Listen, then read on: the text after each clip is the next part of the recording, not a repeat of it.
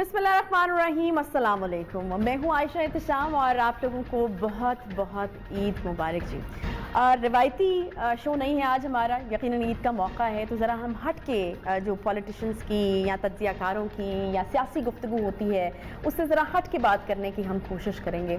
ज़रा थोड़ा ज़िंदगी के हवाले से बात करेंगे, ज़िंदगी के मुख्तलिफ़ पहलुओं के हवाले से बात करेंगे, अपनी थोड़ी मिसकंसेप्शंस को दूर करने की कोशिश करेंगे, ज़रा थोड़ी लाइट गुफ्तगू करेंगे और शायद वो गुफ्तगू करेंगे जिसकी शायद मेरा ख़्याल है हमारी ज़िंदगियों में जिस गुफ्तगू को करने की ज़रूरत है, जिस गुफ्तगू को करने से हमारी ज़िंदगियों में एक पॉजिटिविटी जो है वो बिल्कुल आ सकती है। शायद मेरा ख़्याल है कि एक ऐसा नफ्सा नफ्सी का दौर है कि जिसके अंदर हम पॉजिटिविटी, ज़िंदगी की बारीकियों और रिश्तों की पहचान, इस तरह की चीज़ें जो हैं वो हम आहिस्ता आहिस्ता भूलते चले जा रहे हैं और वही एक दौर में जो है वो हम लगे हुए हैं। तो कोशिश करेंगे आज ज़रा ज़िंदगी के इन पहलुओं के ऊपर भी जो है वो बात की जाए, ज़रा हट के बात की जाए।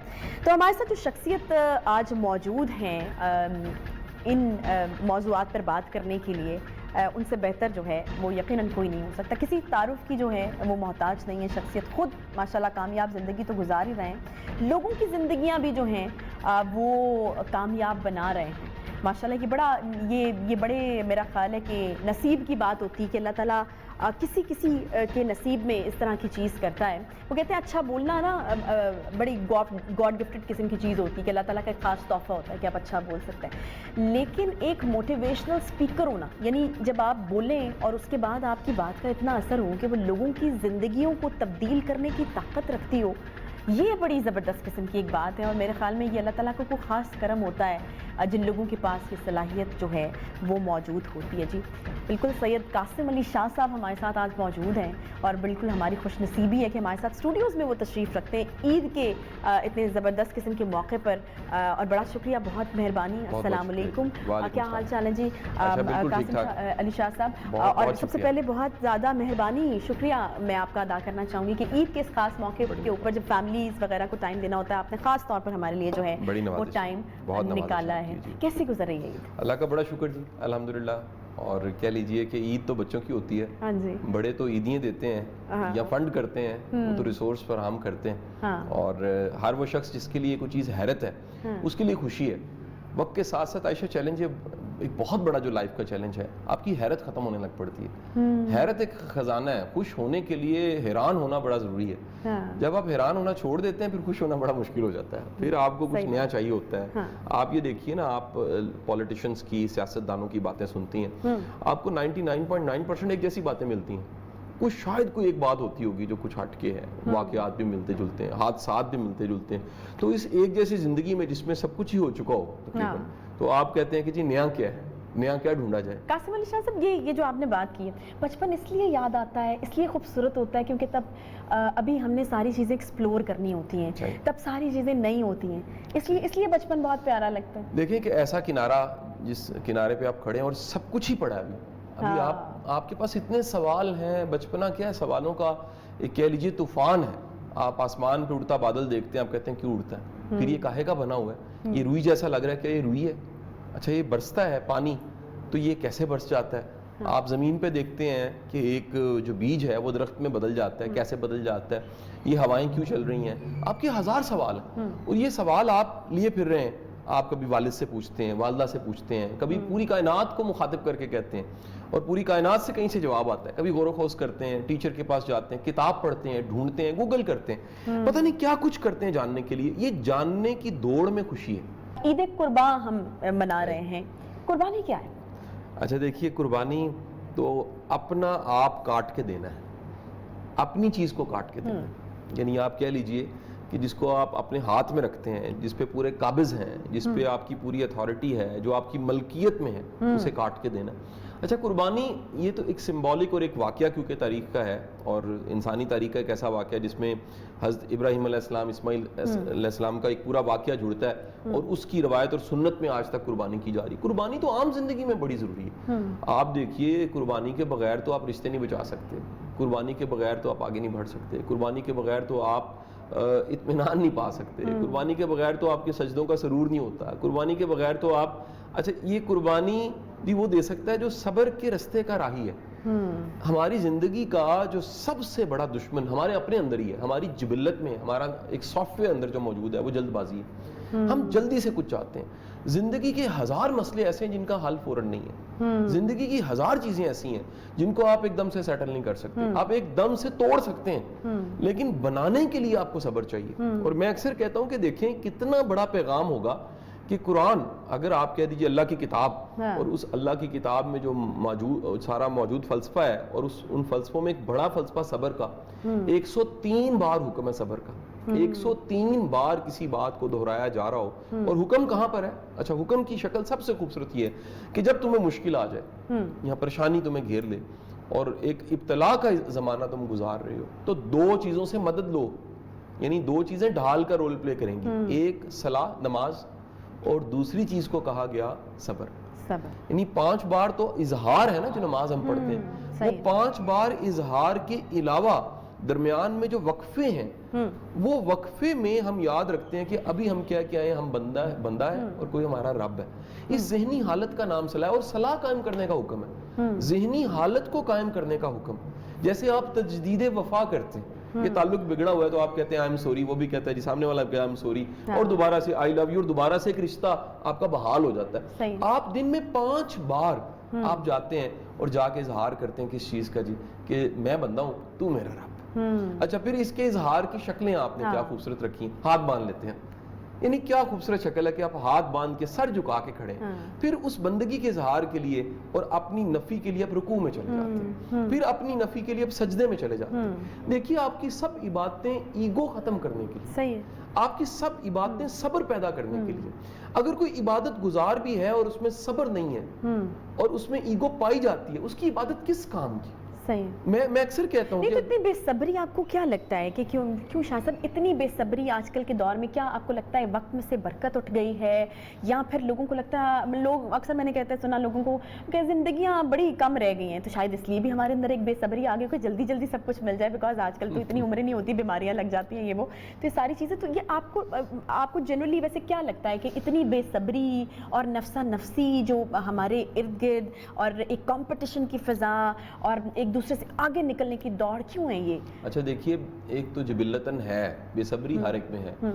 یہاں پرابلم کیا ہوئی, اس سماج میں مسئلہ کیا ہوا, یہ آج کی دنیا میں یہ چیلنج کیا آیا.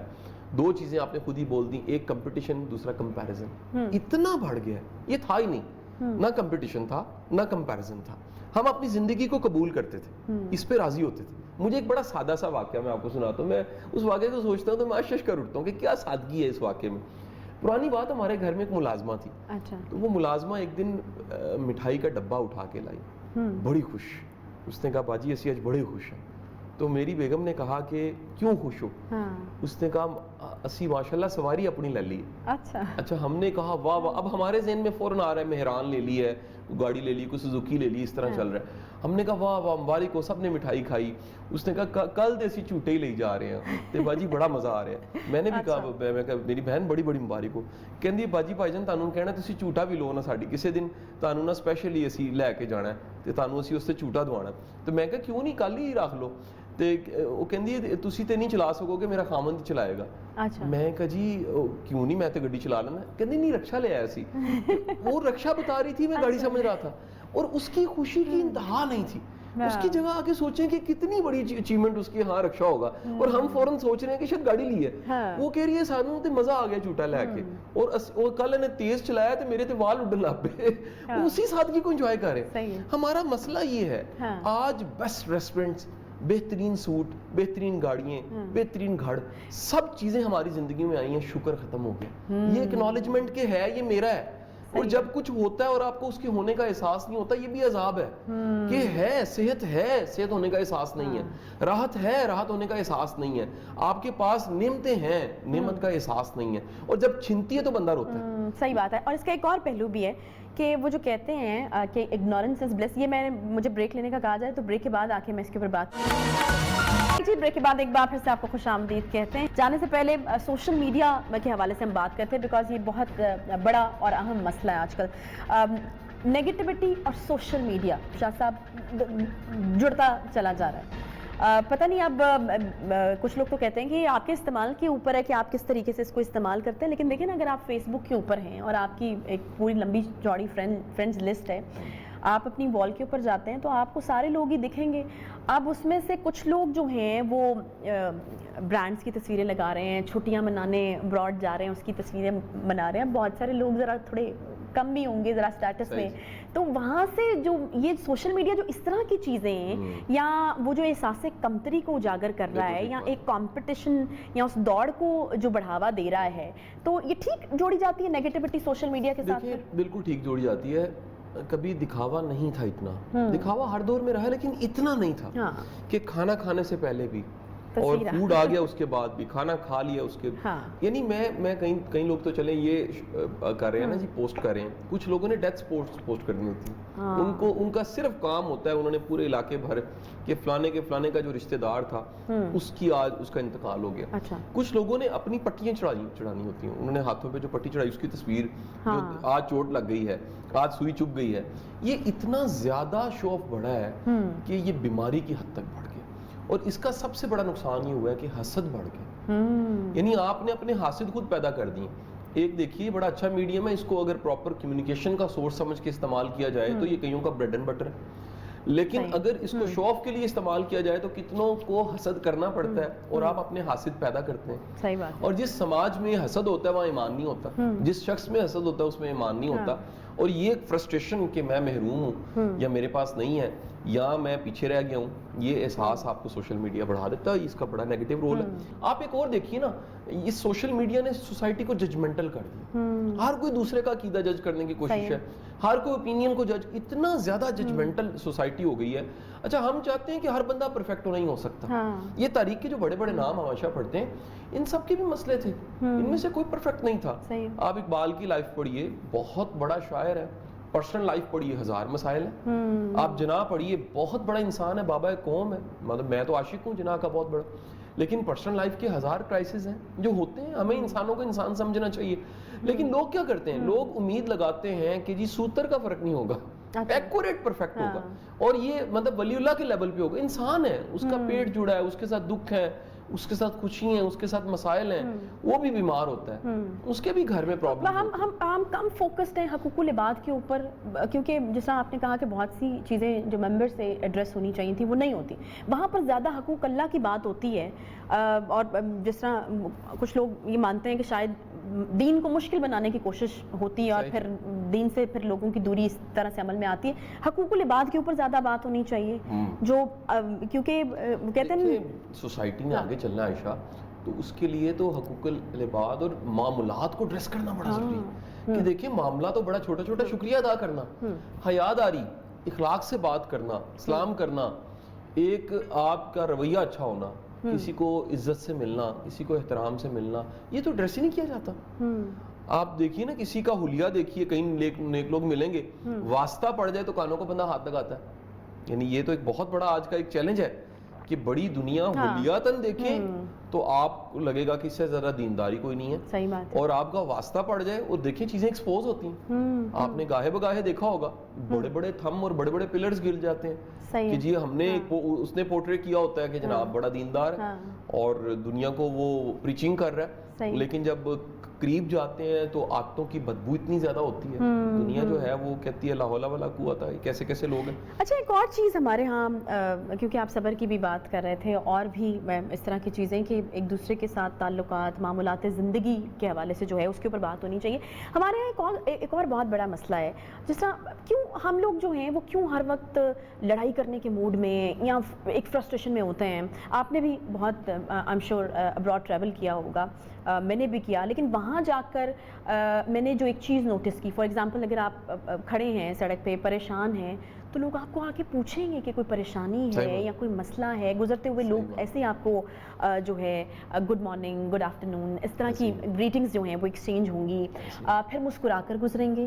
لیکن یہاں پر اس طرح کی چیز جو ہے وہ مطلب بڑی مشکل ہوتی ہے کہ دیکھنے میں ملے. گاڑی آپ کی ذرا سی لگ جائے تو سڑک پہ جو تماشا شروع ہوتا ہے، جو لڑائی شروع ہوتی ہے، بالکل جو ہے وہ ہوتا ہے نا کہ اگر کوئی رکشے والا آپ کی گاڑی کو ذرا سا ٹچ بھی کر گیا ہے تو اس کے اوپر اتنا بڑا ہنگامہ ہوتا ہے. بالکل آپ نہیں دیکھتے کہ کتنی گرمی، دھوپ، میں وہ بیچارہ کام کر رہا ہے, عدم برداشت کسی ایک جو صورتحال ہے, یا پھر شاید مزاج کے ہم اچھے لوگ نہیں ہیں, کیا یہ ڈفرینس کیوں ہے باہر یا یہاں پر؟ یہ جو ایک ڈفرینس میں نے دیکھا یہ کیوں ہے, آپ کو کیا لگتا ہے؟ اچھا, یہ اگر سماج کی مینٹیلٹی اور مائنڈ سیٹ کو سمجھنا ہے نا تو ایک فینومینا سمجھنا پڑے گا. اس سماج میں جہاں اللہ نے بڑے کرم کیے ہیں, پاکستان کئی حوالوں سے کمال ملک ہے. میں آپ کو بتاؤں, اس میں فیملی سٹرکچر آج بھی ہے الحمدللہ, اللہ کرے یہ ہمیشہ رہے. یہ ہماری بہت بڑی اسٹرینتھ ہے کہ ہمارے بچوں کو نانی دادا دادی سب کا پتہ, رشتوں کا پتہ ہوتا ہے. ہمارے بچوں کو کتنے لوگ پال دیتے ہیں, ہمیں کتنے لوگوں کی سپورٹ مل جاتی ہے. یہ کمال کا ایک فیملی سٹرکچر ہے جو اس کی اسٹرینتھ ہے. اس سماج کی کچھ منفی چیزیں بھی اس سماج میں آئی ہیں. اس میں ایک بہت خوفناک طریقے سے تیزی کے ساتھ جو چیز بڑھی ہے, کل پہ یقین نہیں رہا. ہر کوئی آج پہ ہی بیٹھا ہوا ہے. یہ کل پہ یقین نہ ہونا ہزار مسئلوں کو پیدا کرتا ہے. کریکٹر ختم ہو جاتا ہے. بندہ چیزیں کیوں کٹھی کر رہا ہے؟ ہمارے دادے پردادے نے پلاٹ کٹھے نہیں کیے. آج کا ہر بندہ جو ہے وہ کہتا ہے جی 4 پلاٹ خرید لوں, 2 گھر خرید لوں, 2 رینٹل کر لوں, پیسے انکم جنریٹ ہو جائے. پتہ ہی نہیں تھا پیسے انکم کی ٹرم کا. یہ کہاں سے آئی؟ کل پہ یقین کوئی نہیں ہے. خوشحالی ہے, گاڑی ہے, وسائل ہیں, گھر ہے. یہ نہیں پتا کہ ہمارا کل ہے, ہمارے بچوں کا بھی کل ہے. وہ رازق ہے, وہ آل ٹائم رازق ہے. اللہ رازق ہر وقت کا رازق ہے. جب جس سماج میں کل پہ یقین نہ ہو, اس کے اب کہیں, میں بینگ ایک سوشل کہہ لیجئے سائنٹسٹ, ایک آبزرور, میں یہ بات کر رہا ہوں کہ جس سماج میں ڈارک کلر پہننے کا رواج بڑھے, آپ نوٹ کیجئے فیشن کے طور پہ کالا رنگ ایڈ ہو گیا. اچھا, یعنی گھروں میں جائیے, میلز کے ڈریس دیکھیے, فیشن کے طور پہ, میں کسی عقیدے اور فرقے سے نہیں جوڑ رہا, فیشن کے طور پہ بلیک ڈریس بڑھا. آپ دیکھیے گھروں کا رنگ گاڑا ہونا شروع ہو گیا. نہیں تو اس سے آپ یہ کہنا چاہ رہے ہیں کہ اس سے ذہنی حالت کی عکاسی ہوتی ہے؟ کل نہیں ہے نا, کل نہیں ہے, ہوپ نہیں ہے. اچھا, ہوپ کے کلرز ڈیفرنٹ ہیں. ہوپ کے کلر تو جو ہے وہ برائٹ کلر ہے. کیسریا رنگ جو ہے وہ ایک ہوپ کا کلر ہے. جو لائٹ بلو کلر ہے وہ ہوپ کا کلر ہے. بلو کلر ایک ہوپ کا کلر ہے. آپ کہہ لیجئے وائٹ کلر ایک بہت بڑا ہوپ کا, امن کا کلر ہے. تو اللہ کے رسول صلی اللہ علیہ وسلم نے بڑا پسند فرمایا وائٹ کلر. لیکن آپ دیکھیے یہاں پر آپ کو پھر کیفے کلچر ملے گا. یہ بڑھتا جا رہا ہے. یعنی میں کیفے کے خلاف نہیں ہوں, لیکن ان کیفیز میں دیکھیے کلرز کیسے ہیں. آپ دیکھیں گے ڈارک کلرز ہیں, سپاٹ لائٹس ہیں, اندھیرا ہے, خلا ہے, لگ رہا ہے آگے کچھ نہیں ہے. یہ علامت ہے. اگر ایسی چیزیں لوگوں کو پسند ہوں, لوگ بیٹھ کے وہاں پر ٹائم سپینڈ کرنا چاہیں, تو سائن ہے کہ ان کے پاس ہوپ نہیں ہے, ان کے پاس کل نہیں ہے. کل پہ یقین جب بھی ہوتا ہے تو آپ کے کلر کمبینیشنز وہ بتا دیتے ہیں. آپ کسی گھر میں داخل ہو, پورا گھر بولتا ہے. میں گھر نہ امیر ہوتا ہے نہ غریب ہوتا ہے. گھر میں کشادگی ہوتی ہے یا گھر میں گھٹن ہوتی ہے. گھر کنال کا اور 5 مرلے کا نہیں ہوتا. یہ وہی چیز ہوتی ہے نا جس کو آپ کہتے ہیں کہ ایک وائب ہے ایک خاص جگہ کی. وہ ایک پوری کی پوری آپ کو احساسات آپ کے اتر جاتے ہیں کہ یہاں کشادگی ہے, یہاں لائٹ ہے, یہاں پر ایک اچھے احساسات ہیں. میں یہاں تک کہتا ہوں اگر آپ بڑے سینسٹیو ہیں اور آپ کو تھوڑی سی حساسیت ملی ہے, روحانیت ملی ہوئی ہے, تو اس گھر میں جو کچھ چل رہا ہوتا ہے وہ آپ محسوس کر جاتے ہیں. اچھا, ہاں, اس گھر میں امن ہے تو آپ کو محسوس ہو جائے گا. اس گھر میں امن نہیں ہے آپ کو یہ بھی محسوس ہو جائے گا. یعنی اس گھر کی اشیاء بولتی ہیں, صحیح, اس گھر کی دیواریں بولتی ہیں, اس گھر کا کھانا بولتا ہے, اس گھر کی ایک چیز بولتی ہے. تو یہاں تک میں بتاؤں کہ اگر کچھ پک کے آیا ہے تو وہ اگر کوئی بہت ہی ایک زیرک انسان ہے, وہ اس سے اندازہ لگا لے گا چل کیا رہا ہے. یہ کون سا مشکل کام ہے. یہ بڑی زبردست قسم کی بات آپ نے بتائی. اور کہہ لیجئے کہ کئی لوگوں کو گفٹڈ ہوتا ہے, بڑے آرام سے پتہ لگ جاتا ہے کہ اس گھر میں ماحول کیا ہے. اس گھر میں میں گھر میں بڑی پرانی بات ہے, بس یو کے کسی گھر میں میرا کھانا تھا, دعوت تھی, میں گیا تو بڑا کشادہ گھر, بہت بڑا گھر, اور انتہا کی گھٹن. یعنی آپ کہہ لیجئے کہ اتنی گھٹن اور اتنا برا حال کہ میں بتا نہیں سکتا. اور میں اٹھا شام میں, اس گھر کے جو کہہ لے سربراہ تھے, اچھا آرٹیفیشل سب باتیں ہو رہی ہیں کہ بار بار وہ جو ان کی مسز تھیں وہ اظہار کریں کہ یہ میرے سے بڑی محبت کرتے ہیں, وہ بھی بار بار کہیں کہ جی کیا ہمارا کپل ہے, رب نے بنا دی جوڑی. اس طرح کی باتیں کریں نا. شام کو جب میں جانے لگا تو انہوں نے مجھے کہا کہ سر کل اگر آپ چاہیں تو ناشتہ میں آپ کے ساتھ کرتا ہوں. میں نے کہا ناشتہ کہیں اور کرتے ہیں, یہاں نہیں کرنا. انہوں نے کہا جی شیور. نیکسٹ ڈے ہم کسی ہوٹل میں ہم ناشتہ اکٹھے کر رہے تھے, وہ شخص دھاڑے مار کے رونے لگ پڑا. اس نے کہا میں بتا نہیں سکتا کہ میرے گھر میں کتنے مسائل ہیں. میں کہا مسئلہ کیا ہے؟ کہتا ہم دونوں کا کلیش ہے, پرسنالٹی کلیش ہے, اور ہم لوگوں کی لڑائی جو ہے وہ پاکستان انڈیا کی کیا لڑائی ہوگی, ہم باقاعدہ یہ فزیکل ٹارچر مجھے دے دیتی ہے. عورت وہ ڈوئی مار دیتی ہے, کبھی راہ جاتے وہ کہتے وہ برتن مار دیتی ہے, اور گالی گلوچ. تو میں نے کہا کہ اتنا بڑا گھر, اتنے بڑے گھر میں اتنے دل ہوں, اگر دل کا سائز دیکھیں نا, کتنا چھوٹا دل ہوگا کہ اپنا قبول کیا ہوا رشتہ قبول نہیں ہے. یہ کتنی زندگی مشکل ہو جائے. اور آپ دیکھیں اس گھر کی کیا فضا ہوگی کہ اس گھر میں پلنے والے بچوں کی ذہنیت کیا ہوگی. یہ جو آج نشہ بڑھ رہا ہے ینگسٹرز میں, یہ جو آج کرائم بڑھ رہا ہے, اس کی بہت بڑی وجہ وہ گھروں کا ماحول ٹھیک نہ ہونا. صحیح ہے. گھر روٹی کم ہو, امن ہو, یقین ہو کل ہے پتر, کل بھی اللہ رازق ہے, یقین رکھو. اس سے یہ ہم نے نتیجہ نکالا کہ گھر بڑا نہ ہو کوئی بات نہیں, دل جو ہے وہ بہت بڑا ہونا چاہیے. ایک چھوٹا سا بریک کوئکلی لے کر ہم واپس آتے ہیں, ساتھ رہیے.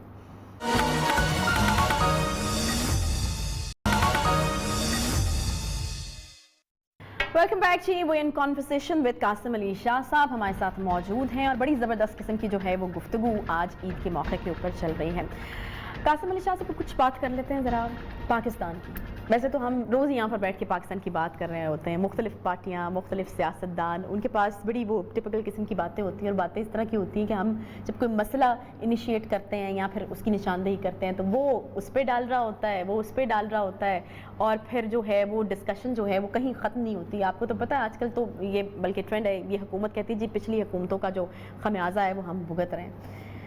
مجھے یہ بتائیے کہ حل کیا ہے, کیونکہ جو پولیٹیشنز ہم بلاتے ہیں, جن پارٹیوں کے ساتھ ہم بیٹھ کے بات کرتے ہیں, ان کے پاس تو حل نہیں نکل رہا. جو بھی اس وقت ملکی مسائل ہیں, قرضوں میں ملک جو ہے وہ ڈوبا ہوا ہے, اتنی بڑی پاپولیشن, مطلب جب لوگ سنتے ہیں کہ 65% سے زیادہ ہمارا طبقہ نوجوانوں پر مشتمل ہے, تو ان کو ایک ہوپ نظر آتی ہے, یہ نظر آتا ہے کہ ملک بڑا آگے جا سکتا ہے, بڑی ترقی کر سکتا ہے. لیکن یہاں پر جو چیزیں ہو رہی ہوتی ہیں, ایک دوسرے کے اوپر الزامات در الزامات کا ایک سلسلہ, اور حل کوئی جو ہے وہ نظر نہیں آ رہا. لوگوں کو بڑی ہوپ نظر آئی تھی, امید نظر آئی تھی اس حکومت سے, لیکن مہنگائی جس طریقے سے بڑھتی چلی جا رہی ہے اور لوگوں کا معیار زندگی جس طرح سے نیچے گرا ہے, تو ایک مایوسی نے جنرلی جو ہے وہ ایک بار پھر سے اپنے جو ہے وہ پر پھیلانے شروع کر دیے. تو کیا لگتا ہے آپ کو, کیونکہ مسائل سے تو نہ آپ نہ واقف ہیں, نہ میں نہ واقف ہوں اس ملک کے, کیا حل ہے, کس طریقے سے ہم ایک صحیح ڈائریکشن میں ڈال سکتے ہیں؟ اس کی دو حصے ہیں اس سوال کے جواب کے. ایک تو یہ ہے کہ فوری طور پہ چیزوں کو دیکھا جائے وہ کیا ہے. یہ کرائسس جو چل رہا ہے یہ کرائسس رہے گا, اس میں ٹائم لگے گا, یہ حل ہوتے ہی اسے ٹائم لگ جائے گا. اچھا, اس میں کوئی پرابلم نہیں ہے کہ ٹائم لگے قاسم علی شاہ صاحب, پرابلم یہ ہے کہ ہمیں یہ پتہ چل جائے کہ we are on a right track. یہ سب سے اہم چیز ہے. دوسرا حصہ جو ہے وہ جو رائٹ ٹریک ہے نا, اس کا بھی کوئی ویژن ہوتا ہے. مسئلہ وہاں پر ہے. بدقسمتی یہ ہے کہ اس قوم کا ویژن کوئی نہیں ہے, اس ملک کا ویژن کوئی نہیں ہے. یہاں پر آپ کسی بیوروکریٹ سے پوچھئے, وہ اپنا ٹینیور پورا کر رہا ہوتا ہے, وہ اپنی پوسٹنگ کا ٹائم صرف دیکھتا ہے. یہاں سیاستدان اپنی الیکشن نیکسٹ کمپین تک دیکھتا ہے. جب تک کسی قوم کو 20-30 سال کا ویژن نہ ملے, پاکستان بھی بنا تھا نا تو ویژن تھا تو بنا تھا. ہم کہہ دیتے ہیں تاریخ کی کتابوں میں کہ پہلی اینٹ رکھی سر سید نے, اور 92 سال بعد 92 ایئرز کے بعد پاکستان بن گیا. 92 سال ایک سٹرگل چلی, وہ سٹرگل کی شیپ بنی. اس شیپ بننے کے بعد دنیا کے ناممکنات میں سے ایک ممکن کام ہو گیا, ناممکن میں سے ممکن کے لیے پاکستان بن گیا. آپ آج میں ویژن ہی کوئی نہیں ہے. مجھے بتائیے پاکستان کا 20 سال بعد کا کیا ویژن ہے, کوئی پتہ نہیں ہے. ویژن تو ہے کوئی نہیں. جب ویژن نہیں ہے, اچھا ویژن کا کمال یہ ہوتا ہے کہ قربانی دینا آسان ہو جاتی ہے. دیکھیے ہم سب کو اگر پتا ہو کہ اینڈ از ویل, آخر کار چلیں, میں مانتا ہوں میری زندگی بڑی مشکل رہی, مجھے پتا ہو میرے بچوں کی زندگی بڑی خیر والی زندگی ہے, میرے لیے کوئی مسئلہ نہیں ہے. ہم پورا دن دکھ نہیں برداشت کرتے, تکلیفیں نہیں برداشت کرتے, اپنے بچوں کے لیے کرتے ہیں. یہ قوم کا اگر 20 سال کا ویژن ہے تو نیشن تیار ہو جائے, یہ پرائز پے کرنی پڑنی, اس گرداب سے نکلنے کے لیے اسٹرگل کرنی پڑنی, اس چیلنج سے نکلنے کے لیے. میں آپ کو پھر کہوں کہ میں پی ٹی آئی کا ایک ووٹر ہونے کی حیثیت سے یہ بات نہیں کہہ رہا, کیونکہ میں پولیٹیکل نیریٹیوز نہیں دیتا. انسان کے لاکھ فالٹ ہو سکتے ہیں, خان صاحب کے لاکھ انسانی فالٹ ہو سکتے ہیں, لیکن ان کی ڈیووشن پہ شک نہیں کیا جا سکتا.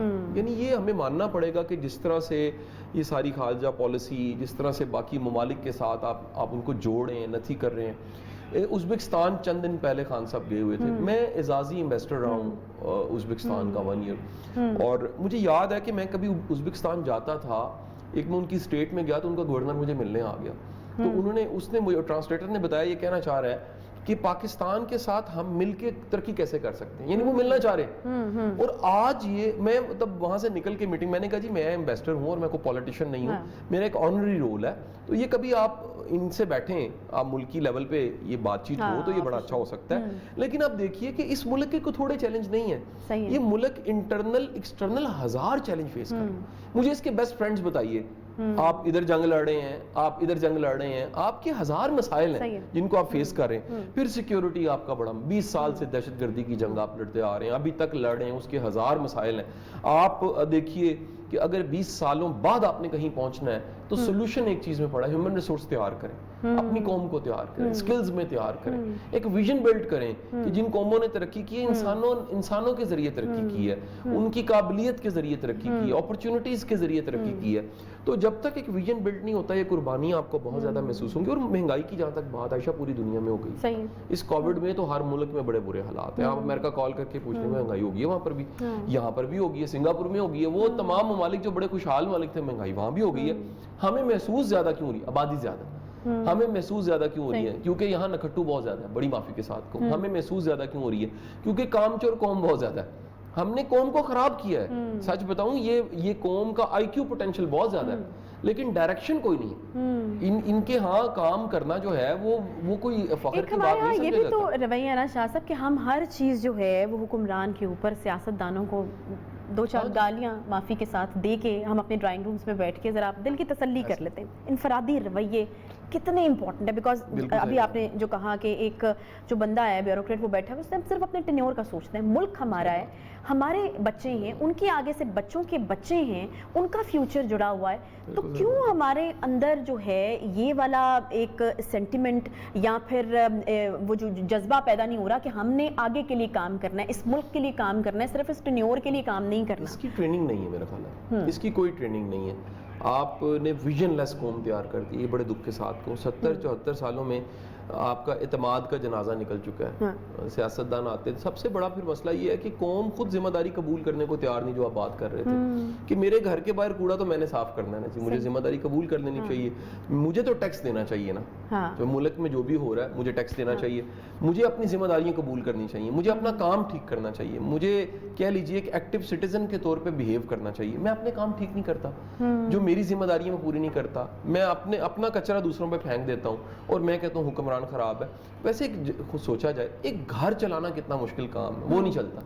چھوٹا سا ایک آپ شروع کر دیں نا، ایک سوشل میڈیا ہاؤس بچے کرتے ہیں میڈیا چھوڑ کے، ان سے نہیں وہ چلتا. 2 مہینے بعد روتے آ جاتے ہیں سر یہ 4 بندے نہیں سنبھالے جا. ملک چلانا، کمنٹ کرنا کتنا آسان ہے، تبصرے کرنا کتنا آسان ہے، کرٹیسائز کرنا کتنا آسان ہے، لیکن آپ ذمہ داری قبول کر کے، میں یہ کہتا ہوں اتنی بڑی سیٹ پہ بیٹھ کے اتنی گالیاں سننے کے لیے بڑا ظرف چاہیے. آپ تو چھوٹی سی ذمہ داری سنبھالیں. کہاں سے ڈالنے کی ضرورت ہے؟ آپ کو لگتا ہے کہ ایک بچے کو ہی جو ہے اس کی تربیت کے اندر یہ چیز ڈالنی پڑے گی؟ ایجوکیشن سسٹم، نو وے، اس کے علاوہ چارے کوئی نہیں ہے. آپ تعلیم کے نظام کو، تعلیم کی ایمرجنسی کیوں نہیں نافذ کر دیتے؟ تعلیم کے نظام کو بہتر کریں، آپ کا ایگزامینیشن سسٹم بہتر ہو، آپ کا پڑھانے والا قابل ہو. دیکھیں جی دنیا بھر سے پڑھانے والے قابل لوگ یہاں آئیں، آ کے پڑھائیں. یہاں سے بچہ برین ڈرین ہو جاتا ہے.